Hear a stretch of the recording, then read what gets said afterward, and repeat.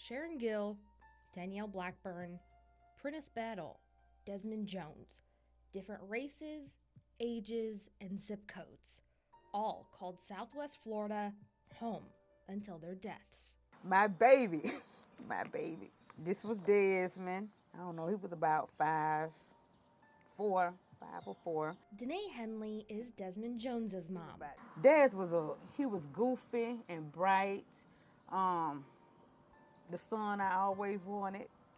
I had my 2 girls, but it wasn't none like my boy, my baby. Spring break 2011, her son, just 13 years old, snuck out of the house to hang out with friends on Lily Street. Next thing she knew, there's a knock at her door.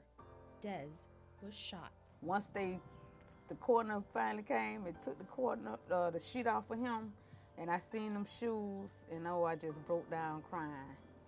It was devastating. That April 27, 2011 was the worstest day of my life.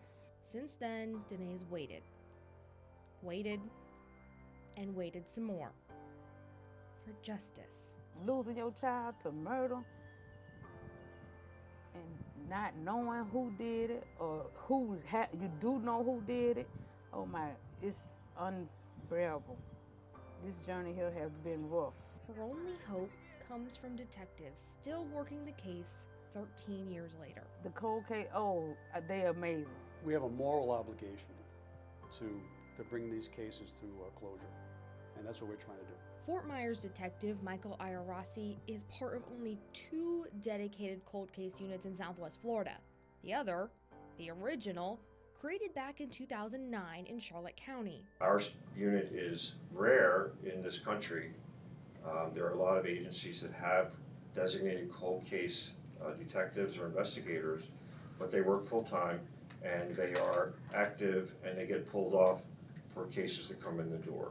And that is a distraction that, to be successful, you cannot do in cold case investigations. According to the DOJ, our nation currently has more than 250,000 unsolved murders, increasing at a rate of approximately 6,000 each year.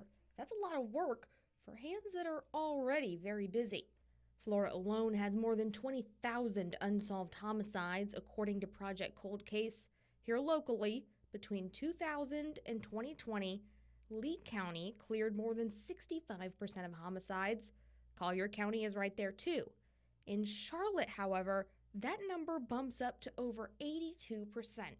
That's why Detective Kurt Mell actually speaks nationally to law enforcement leaders. I teach cold case analysis, and we use some of the cases we've had here in Charlotte County, such as the Tara Sidarovich case, the Pilar Rodriguez case, the Sharon Gill case. We use those cases as to show the reason why you need a cold case unit. It takes a great deal of time. If you're doing other things at the same time, it doesn't work. The investment has paid off. This team closing several cases over the past few years alone. The same success is found in Fort Myers. Fort Myers, unfortunately, probably has the largest cold case caseload in the 20th Circuit area. We started out with roughly 150 cases, and over the years, we've probably cleared about 20. They're hoping to add Des to that list, but as time passes, one thing stands in their way. Having the people that were witness to it actually come forward and say, this is who it was, I saw this, and I will testify to this, is very challenging. The fear level down here for the witnesses, they're intimidated, they don't want to cooperate. Basically, they're in fear of their lives, and that serves as a major roadblock to what we're trying to do. People just need to speak up. If they see, they need to speak up, tell what they saw. And you can't be afraid, because when you in them shoes, if the shoe on other feet, you would want somebody to tell. You would want somebody to help your family get justice for their loved one. Reporting for NBC2. I hope one day that I will see justice for Des. I will. I'm hoping. I'm always praying. I'm Samantha Serbin.